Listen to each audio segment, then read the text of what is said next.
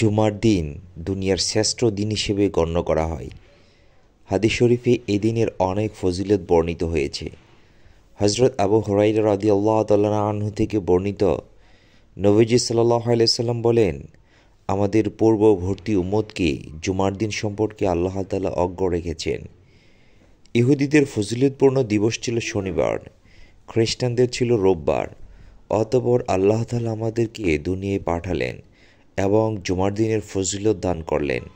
সিরিয়ালে শনি ও রোববারকে শুক্রবারে পরে রাখলেন। দুনিয়ার এই সিরিয়ালের মতো কিয়ামতের দিনেও ইহুদি খ্রিস্টানরা উম্মতে মুহাম্মদের পরে থাকবে।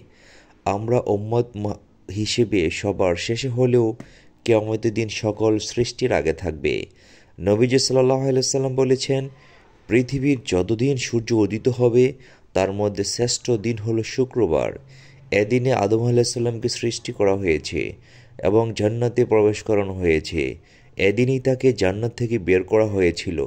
সর্বশেষ কিয়ামত সংঘটিত হবে শুক্রবার দিনে। জুমার দিনকে সপ্তাহের সেরা দিন হিসেবেও ঘোষণা করা হয়েছে। রাসূল সাল্লাল্লাহু আলাইহি সাল্লাম বলেন, জুমার দিন সমূহের মধ্যে শ্রেষ্ঠ এবং তা আল্লাহর নিকট অধিক সম্মানিত।